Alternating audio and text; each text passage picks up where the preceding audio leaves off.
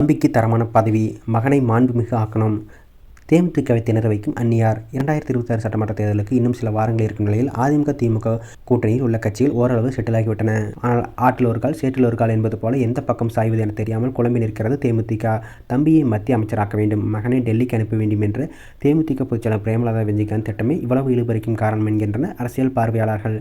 சட்டப்பேரவை தேர்தல் நெருங்க தமிழ்நாட்டில் அரசியல் களம் நாளுக்கு நாள் சூடுபிடித்து வருகிறது.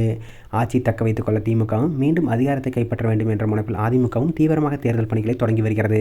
கடந்த தேர்தலில் வெற்றி தேடி தந்த கூட்டணியை பாதுகாத்துக் கொள்ள வேண்டும் என்பதுடன் தேவையான இடங்களில் புதிய கட்சிகளை இணைத்துக் கொள்ள திமுக திட்டமிட்டு வருகிறது. மறுபுறம் அதிமுகவும் வலுவான கூட்டணி அமைப்பதற்கான பேச்சுவார்த்தை நடத்தி வருகிறது. இந்த சூழலில் தேமுதிக தற்போது மதில் மேல் பூனை போல எந்த பக்கம் சாய்வது என்ற முடிவை எடுக்காமல் இருக்கிறது.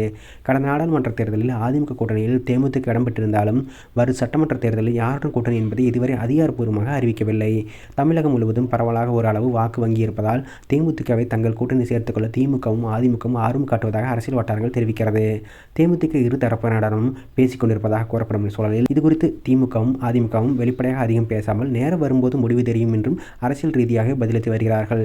ஆனால் தேமுதிக தரப்பில் இருந்து அறிவிக்கப்பட்ட தேதிகளும் கூட கூட்டணி முடிவு வெளியாகாதது கட்சியின் நிர்வாகிகள் மற்றும் தொண்டர்கள் மத்தியில் குழப்பத்தை ஏற்படுத்தியுள்ளது. எதிர்வரும் சட்டமன்ற தேர்தலில் எந்த கூட்டணி சேர வேண்டும் என்பதை தேமுதிக தள்ளி போட்டு வருவதற்கு முக்கிய காரணம் மாநிலங்களவை சீட்டு விவகாரம் என்று சொல்லப்படுகிறது.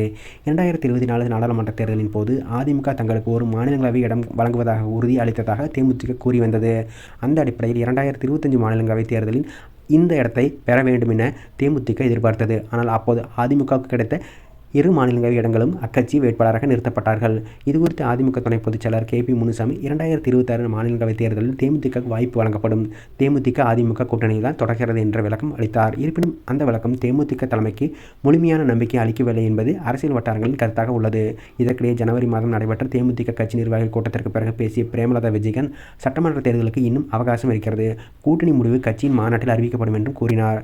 ஆனால் ஜனவரி 9ஆம் தேதி நடைபெற்ற தேமுதிக மாநாட்டிலும் பிப்ரவரி 3ஆம் தேதி அறிவிப்பதாக கூறிய நாளிலும் எந்த முடிவும் வெளியாகவில்லை. பின்னர் இறுதி வாக்காளர் பட்டியல் வெளியான பிறகு மக்கள் விரும்பும் கூட்டணியை அறிவிப்போம் என்று பிரேமலதா அறிவித்தார். பிப்ரவரி 17ஆம் தேதி இறுதி வாக்காளர் பட்டியல் வெளியிடப்பட்ட நிலையில் அதற்கு பிறகு தேமுதிக முடிவு எடுக்கும் என்றும் எதிர்பார்ப்பு நிலவுகிறது.